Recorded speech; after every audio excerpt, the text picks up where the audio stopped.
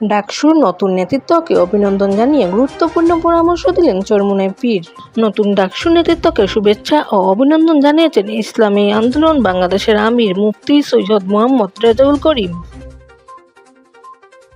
বৃহস্পতিবার 11 সেপ্টেম্বর গণমাধ্যমে পাঠানো এক বিবৃতিতে ঢাকা বিশ্ববিদ্যালয় কেন্দ্রীয় ছাত্র সংসদ নির্বাচনে বিজয়ী নতুন নেতৃত্বকে শুভেচ্ছা ও অভিনন্দন জানিয়েছেন তিনি।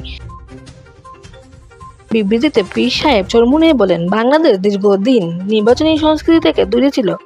তরুণ প্রজন্ম ভোট দিতে পারে নাই। এমন বাস্তবতায় ডাকসু নির্বাচন জাতির জন্য একটি আশার আলো হয়ে থাকবে। ঢাকা বিশ্ববিদ্যালয় কর্তৃপক্ষ, বিশ্ববিদ্যালয়ের শিক্ষার্থীবৃন্দ এবং অন্তর্বর্তীকালীন সরকারকে আন্তরিক ধন্যবাদ জানাচ্ছি। বিভিন্ন প্যানেল থেকে এবং স্বতন্ত্রভাবে যারা নির্বাচনে প্রতিদ্বন্দ্বিতা করেছেন তাদের সবাইকে অভিনন্দন জানাচ্ছি।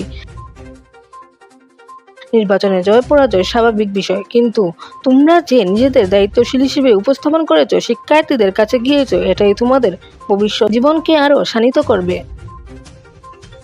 তিনি আরও বলেন, এই নির্বাচনে ইসলামপন্থার বিজয় জাতিকে আশার আলো দেখিয়েছে। বাংলাদেশের মানুষ ধর্মপ্রাণ, ধর্মের প্রতি ভালোবাসা এবং জীবন পরিচালনা ধর্মের প্রাধান্য বাংলাদেশের মানুষের হাজার বছরের ঐতিহ্য ও সংস্কৃতি।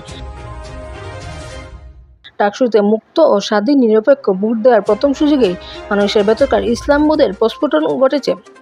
আগামী জাতীয় নির্বাচনে এর প্রভাব দেখা যাবে ইনশাল্লাহ। ইসলামী আন্দোলন বাংলাদেশের আমির ডাকসুর নতুন নেতৃত্বের প্রতি আহ্বান রেখে বলেন, তোমাদের দায়িত্ব ও কর্তব্য অনেক। তোমাদের কর্মদক্ষতা, তোমাদের ইনসাফ, সততা ও সবাইকে আপন করে নেয়া সাফল্য বাংলাদেশের রাজনৈতিকভাবে ইসলামকে আরও প্রাসঙ্গিক করে তুলবে, আর তোমাদের ব্যর্থতা ও দক্ষতা ইসলামপন্থাকে প্রশ্নের মুখে ফেলবে। ইসলামের প্রাথমিক কালে সব ধর্ম ও চিন্তার মানুষ যেভাবে ইসলামে স্বাচ্ছন্দ্য বোধ করেছে, তোমাদের কার্যকালেও যেন সকালে স্বাচ্ছন্দ্য ও নিরাপত্তা বোধ করে সেই ব্যবস্থা করতে হবে। আল্লাহ তোমাদের সর্বাঙ্গীন মঙ্গল করুন, এই দোয়া করি। সালমা ইসলাম, দেশ 24 লাইভ, সিলেট।